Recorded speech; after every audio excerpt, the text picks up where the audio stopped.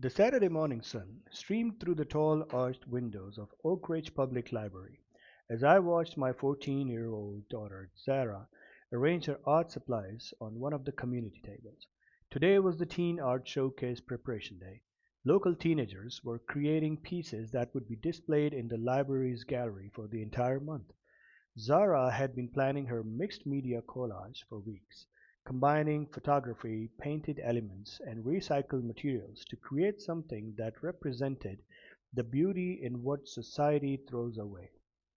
I was so proud of her vision, her creativity, her willingness to see value where others saw trash.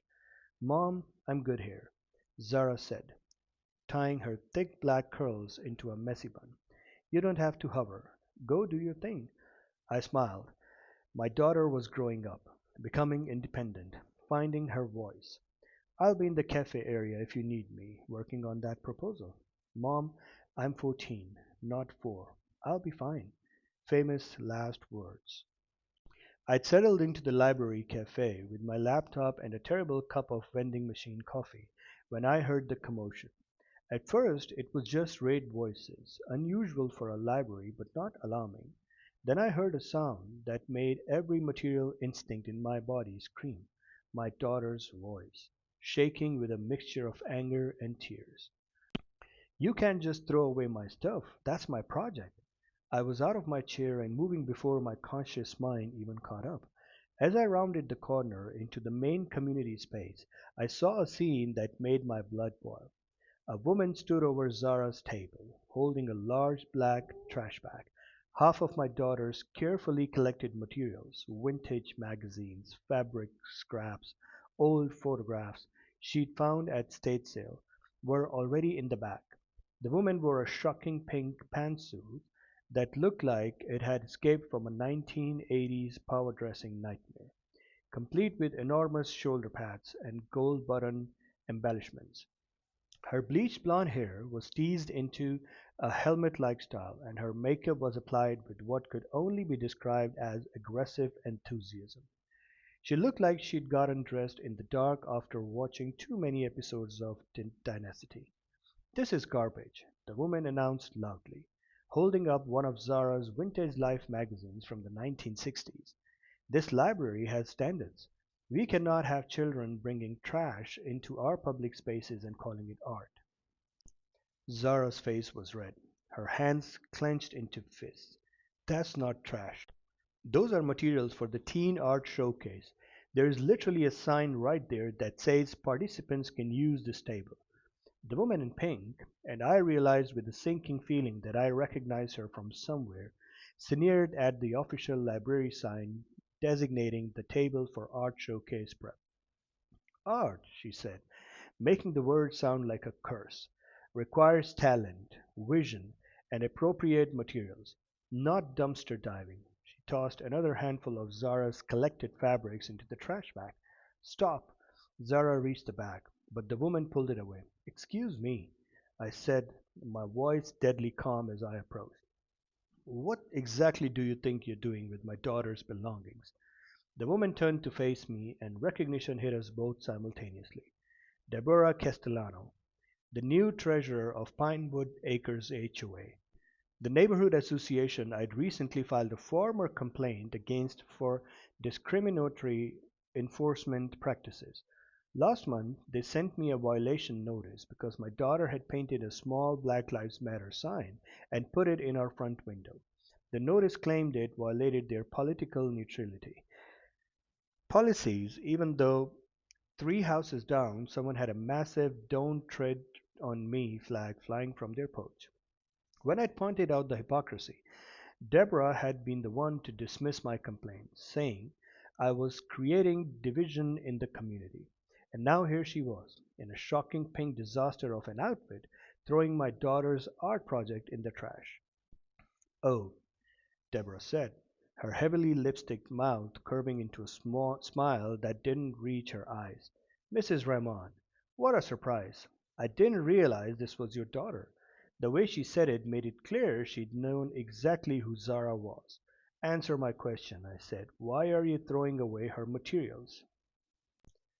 I'm a volunteer with the Friends of the Library organization, Deborah announced as if this gave her supreme authority. And part of my role is maintaining the cleanliness and appearance of our public spaces. This, she gestured at Zara's table, is unacceptable. It looks like a homeless encampment. Several people in the library had stopped what they were doing to watch. An elderly man at a nearby computer shook his head in disgust. A young mother with two children quickly gathered her kids and moved to a different area. Zara's eyes were filled with tears now, and that made something fierce and protective rise in my chest. Those materials are for an official library program, I said, keeping my voice level despite wanting to scream. My daughter registered for the Teen Art Showcase. She has every right to be here working on her project. With trash? Deborah's voice rose. I've seen the kind of art teenagers make these days. Offensive images, inappropriate messages, anti-American propaganda. Anti-American propaganda? I repeated incredulously. She's making a collage about environmental sustainability and finding beauty in recycled materials. Oh, I'm sure, Deborah said, her tone dripping with sarcasm. Just like that little sign in your window was about justice and not about causing trouble in a peaceful neighborhood. So that's what this was really about. Mom, Zara whispered, tugging on my sleeve. Can we just go? Everyone's staring. No, I said firmly, not taking my eyes off Deborah. We're not going anywhere. You have a right to be here. Deborah set the trash bag down and crossed her arms, the pink fabric of her suit jacket staining against the movement. Actually, as a volunteer coordinator, I have the authority to determine what activities are appropriate for library spaces, and I've determined that this, she gestures dismissively at Zara's collection, is not appropriate. You're not a librarian, I pointed out. You're a volunteer. You have no authority over official library programs. I have more authority than some people who think they can just break rules whenever they feel like it. Deborah shot back. Your HOA violation notice is still outstanding, by the way. You have 72 hours to remove that sign from your window or the fine increases to $500. Zara gasped. $500 for a sign? That's extortion, I said flatly. That's community standard, Deborah corrected. Something you clearly don't respect, and apparently you're raising your daughter to be the same way. Bringing literal garbage into the public spaces, probably planning to create some kind of offensive political statement and call it art. My art isn't political, Sarah burst out, her voice cracking. It's about the environment, about how people throw away beautiful things just because they're old or damaged. It's about, she stopped, her breath hitching as she fought back tears. It's about nothing, Deborah said dismissively, because this project isn't happening, not in my library. Your library? A new voice cut through the tension. We all turned to see a tall black man in his 30s approaching, wearing jeans and a library staff polo shirt. His name tag read Marcus Webb, Youth Services Coordinator. This isn't your library, Mrs. Castellano, Marcus said, his voice polite but firm. You volunteer with Friends of the Library, which means you help with book sales and fundraising events. You have absolutely no authority over youth programming. Deborah's face flushed an unflattering shade that clashed horribly with her pink suit. I was simply maintaining standards. By throwing away a registered participant's art material, Marcus looked at the trash bag, then at Zara's tear-stained face, then back at Deborah, without consulting with me or any actual library staff. The girl brought garbage into the library. The girl, Marcus said, emphasizing the word, brought carefully curated vintage materials for a mixed media collage. I approved her project proposal myself 2 weeks ago. It's actually one of the most thoughtful submissions we've received. Zara looked up at him with desperate hope in her eyes. Marcus walked over to the trash bag and started pulling items out. 1967 Life magazine, vintage collectibles, perfect for collage work, antique lace trim, beautiful, probably from an estate sale, fabric scraps in coordinating colors, clearly chosen with intention. He looked at Deborah. This isn't garbage. This is an artist's carefully selected materials, and you had no right to touch any of it. She can't just spread trash all over a public place, Deborah insisted. She's working at a designated art program table during designated art program hours on a registered art program project, Marcus replied. She's following every single rule. You're the one causing a problem. The library had gone completely silent. Everyone was watching now. Deborah's mouth opened and closed, then her eyes narrowed, and she turned that venomous gaze on me. This is retaliation, isn't it? You put your daughter up to this to embarrass me. Because of the HOA situation? I stared at her, genuinely stunned. Are you serious right now? You think my daughter chose to participate in a teen art program that she registered for weeks ago as some kind of elaborate revenge plot against you? The timing is awfully convenient, Deborah hissed. The timing? I laughed, a sharp, disbelieving sound. You're the one who showed up here, recognized my daughter, and decided to throw away her art project. If anyone's retaliating, it's you. How dare you? No, how dare you? I cut her off, my voice rising. How dare you bring your petty HOA vendetta into a library public and take it out on a 14-year-old girl who's done absolutely nothing wrong except have the misfortune of being my daughter. Mrs. Castellano, Marcus interjected, his professional demeanor cracking slightly to show his anger. I need you to return all of Zara's materials immediately and then leave the library. You can't kick me out. I'm a volunteer. You're a volunteer who just harassed a minor, destroyed program materials, and caused a major disturbance, Marcus said. If you don't leave voluntarily, I'll call security and have you escorted out. And I'll be reporting this incident to the library director and the Friends of the Library both. Deborah looked around, seeming to realize for the first time that she had no support. The elderly man at the computer was openly glaring at her. A teenager had her phone out, clearly recording. Even a library security guard had appeared and was standing nearby, waiting.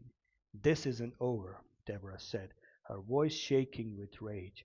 She dumped the trash bag on the table, spilling Zara's materials everywhere, and then pointed a finger at me. You violated HOA bylaws. That fine is going to stand, and if you don't comply, we'll put a lien on your property. You have rules in Pinewood Acres, and you will follow them. And you'll be hearing from my lawyer about harassment and discriminatory enforcement, I shot back, because unlike you, I actually have a case. Deborah's face went purple. She opened her mouth, closed it, then spun on her heel and stalked toward the exit, her pink suit catching the sunlight in a way that made her look like a furious flamingo. The library seemed to collectively exhale as the door slammed behind her. Marcus immediately turned to Zara. Hey, I'm so sorry that happened. Are you okay? Zara nodded, wiping at her eyes. Is my project really okay? She said it was garbage. Your project, Marcus said firmly, is brilliant. I meant what I said. It's one of the most thoughtful proposals we got. The theme of finding beauty in discarded things in this throwaway culture we live in. That's powerful stuff. We started helping gather the scattered materials. Let's get everything organized again, okay? As Marcus helped Zara sort through her materials, checking that nothing was damaged, I felt the adrenaline crash hit me. My hands were shaking. An older woman approached me hesitantly. Excuse me, I'm sorry to intrude, but I couldn't help overhearing. That woman mentioned your HOA. I nodded tiredly. Pinewood Acres. I nodded again. The woman's expression hardened. Deborah Castellano is on your HOA board? Unfortunately. She's on mine too, Sunset Hills HOA. She's treasurer for both neighborhoods. The woman pulled out her phone. She sent me a violation notice last week because my granddaughter's wheelchair ramp is not aesthetically pleasing and violates architectural guidelines. My 17-year-old granddaughter who lives with me needs that ramp to get in and out of the house. My mouth fell open. That's discriminatory. That might actually be illegal under ADA. That's what my lawyer said. The woman smiled grimly. I'm filing a federal complaint, but I'd love to have documentation of a pattern of harassment if you're willing to share your experience. Over the next 20 minutes, two other people approached me with similar stories.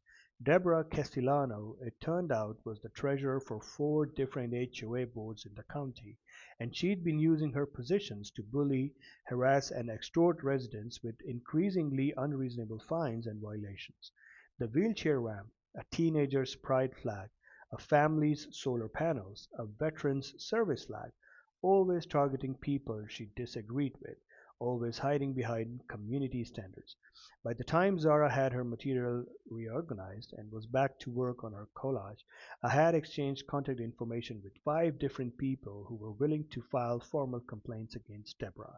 Marcus came over to me as I was packing up. Hey, I just got off the phone with our library director. Mrs. Castellano's volunteer privileges have been suspending, pending an investigation, and she's banned from youth programming area indefinitely.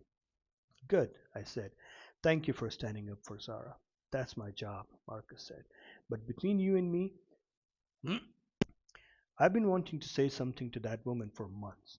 She comes in here acting like she owns the place, rearranging displays without permission, lecturing teenagers about their book choices, complaining about inappropriate materials in the YA section. She's been a problem. He glanced over at Zara. Who was carefully gluing a piece of vintage lace to her canvas, her face calm and focused now. Your daughter's got talent, Marcus said, and courage. Not a lot of kids would bounce back that fast from being publicly humiliated. I looked at my beautiful, creative, resilient daughter and felt my heart swell. She gets that from her father, I said. He was an artist too before he passed. Marcus's expression softened. I'm sorry for your loss. Thank you. I paused. He would have loved her project. He always said the best art comes from seeing beauty where others see brokenness. 3 weeks later, the Teen Art Showcase opened. Zara's piece, a stunning mixed media collage she titled Discarded Treasures, hung in the center of the gallery. It showed a phoenix rising from a pile of vintage photographs, fabric scrapes, and old magazines clipping, all coming together to create something breathtaking. The local newspaper did a feature on it. Deborah Castellano was forced to resign from all four HOA boards she served on after a coordinated complaint was filed by residents from all four communities, documenting a pattern of harassment and discriminatory enforcement. The Pinewood Acres HOA rescinded my fines and apologized. My daughter's sign stayed in our window, and every time I drive past the library now and see the banners advertising their youth programs, I think about that day. The day a woman in a shocking pink suit tried to throw away my daughter's dreams and call it cleaning. The day my daughter learned that standing up for yourself isn't always easy, but it's always worth it. The day we both learned that bullies in positions of power only win if good people stay silent. Some battles find you in the most unexpected places. This one found us in a library, surrounded by books and art and possibility. And we didn't just fight back, we created something beautiful from it. Just like Zara's collage, finding beauty in what others tried to discard, including our own strength, our own voices, our own unshakable right to take up space in the world.